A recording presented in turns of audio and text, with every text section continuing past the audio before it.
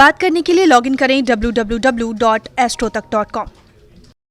नमस्कार, मैं आचार्य विनोद भारद्वाज एक बार पुनः आप सभी लोगों का स्वागत करता हूं। एक खास कार्यक्रम, शनि ने चली है वक्र गति की चाल, क्या होगा आपके राशियों पे इसका प्रभाव, इस विषय की विस्तृत जानकारी लेके आया हूं और आपको दूंगा। लेकिन इसके पहले, जैसे कि हर कार्यक्रम में मैं आपको जानकारी देता हूं, यदि किसी भी प्रकार की समस्या है तो आप हमसे शेयर कर सकते हैं। एक उपाय आपके लिए वरदान बन जाएगा, आपके जीवन में समृद्धि दिलाएगा, आपके जीवन में हर प्रकार से विघ्न बाधाओं का अंत होगा। आजमा के देखिएगा। इसके लिए आपको मोबाइल लेके www.astrotak.com पे विनोद भारद्वाज प्रोफाइल को सिलेक्ट करके आप हमारे साथ में अपनी समस्याओं को शेयर करें। एक उपाय निश्चित रूप से आपके उन विघ्न बाधाओं का अंत कर देगा और आपके जीवन में खुशहाली ले आएगा। यदि आप फ़ोन पे बात करना चाहते हैं तो सादर आमंत्रित हैं। अब जानकारी देते हैं। 141 दिन के लिए शनि ने चली है उल्टी चाल। तो ये शनि की उल्टी चाल कब प्रारंभ हो रही है? 23 मई से 11 अक्टूबर तक शनि मकर राशि में उल्टी चाल चलेंगे, वक्र दृष्टि देखेंगे। और एक जानकारी आपको और दे दूं, यदि कोई अच्छा व्यक्ति, यदि कोई शुभ ग्रह उल्टी चाल चलता है तो वह पापक ग्रहों का प्रभाव बन जाता है।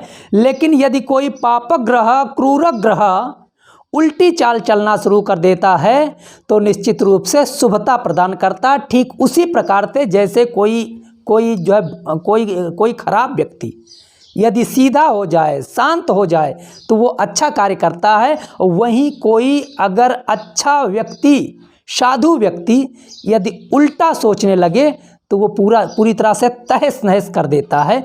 इसी तरह से यह निश्चित रूप से शनि की वक्री चाल निश्चित रूप से आपके राशियों में हर प्रकार से समृद्धि देगा, धन की प्राप्ति के अवसर देगा और इस समाज में फैली हुई तमाम बीमारियों को ठीक करेगा।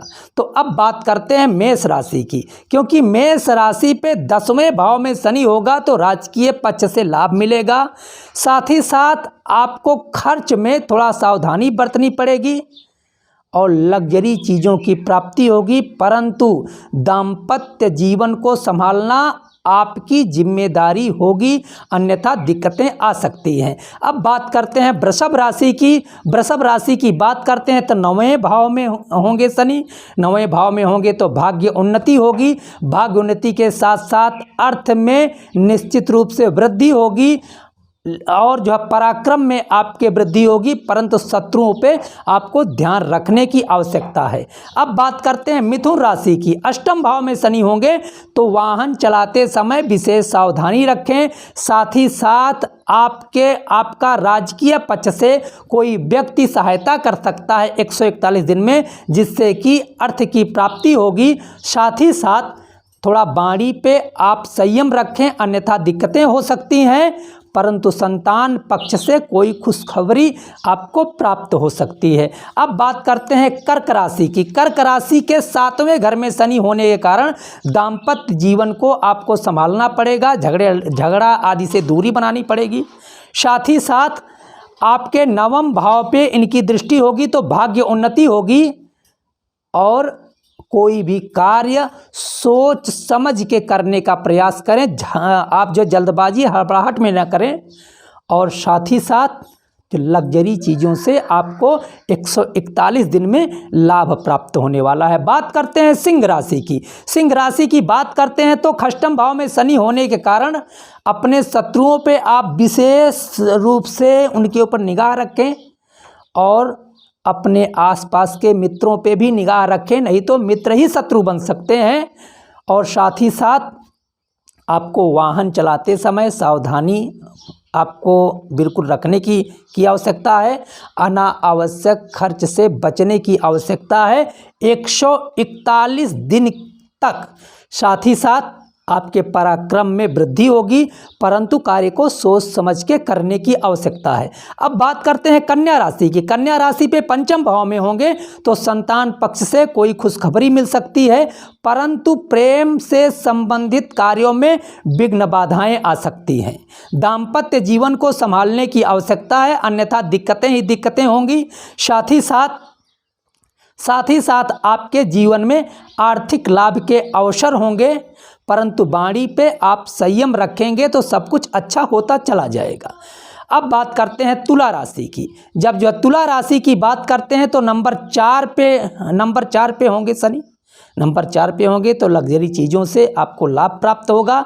इसके साथ साथ शत्रुओं पे आपको निगाह रखने की ज़रूरत है, अन्यथा शत्रु आपका नुकसान कर सकते हैं। भाग्य में उन्नति होगी, परंतु खर्च पे आपको नियंत्रण रखने की आवश्यकता है। वृश्चिक राशि की बात करते हैं, तीसरे भाव में होंगे, पराक्रम भाव में होंगे, पराक्रम में वृद्धि होगी। कोई भी कार्य यदि आप हाथ में लेते हैं तो कार्य आपका अच्छी तरह से बनता चला जाएगा। नंबर 5 पे इनकी एक तरह से दृष्टि होगी, तो नंबर 5 पे दृष्टि होगी, संतान पक्ष अच्छा होगा।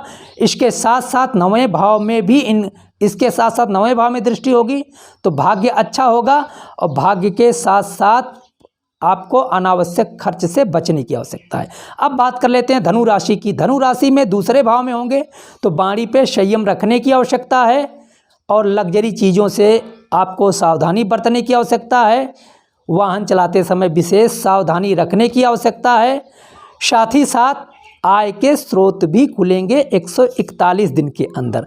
अब बात कर लेते हैं मकर राशि की। मकर राशि की बात करते हैं तो लग्न में ही शनि होंगे, इसलिए अपने कार्यों को बहुत सोच समझ के करें, अन्यथा हड़बड़ाहट में करेंगे तो शनि उल्टी चाल तो इनकी है ही, आपके कार्यों को भी उल्टा कर देंगे और आपके अंदर पराक्रम में वृद्धि होगी। कोई भी कार्य में यदि 141 दिन में लग जाएंगे तो कार्य पूर्ण होगा, परंतु दाम्पत्य जीवन में सावधानी बरतें, और साथ ही साथ आर्थिक क्षेत्र में उन्नति के अवसर बनेंगे। अब बात करते हैं कुंभ राशि की। कुंभ राशि में द्वादश भाव में होंगे तो आर्थिक पक्ष से कुछ दिक्कतें हो सकती हैं। अनावश्यक खर्च से आपको बचने की आवश्यकता है। वाणी पे नियंत्रण रखें, साथ ही साथ शत्रुओं के प्रति जागरूक रहें, उनके प्रति सावधानी बरतें। भाग्य उन्नति होने के चांसेस 141 दिन में जरूर बनेगा। भाग्य आपका कुछ न कुछ आपके साथ अच्छा करेगा। अब हम बात करते हैं काल चक्र की अंतिम राशि मीन की। तो मीन राशि में 11वें भाव में होंगे तो आय का क्षेत्र बढ़ेगा। साथ ही साथ आपको थोड़ा सावधानी पूर्वक कार्य को संपन्न करना है, हड़बड़ाहट में कार्य को संपन्न नहीं करना है। और जो पंचम भाव पे दृष्टि होगी तो संतान के पक्ष से कुछ अशुभ समाचार प्राप्त हो सकते हैं। अष्टम भाव पे दृष्टि होगी, वाहन चलाते समय थोड़ा सा सावधानी बरतें। इस तरह से मेष से लेके मीन तक के बारे में मैंने आपको जानकारी दिया। यदि कार्यक्रम अच्छा लगा है तो जरूर शेयर करें। ओम शनिश्चराय नमः लिख करके इस सुंदर से कार्यक्रम पे मुहर लगाएं। आप लोगों का बहुत बहुत धन्यवाद। नमस्कार।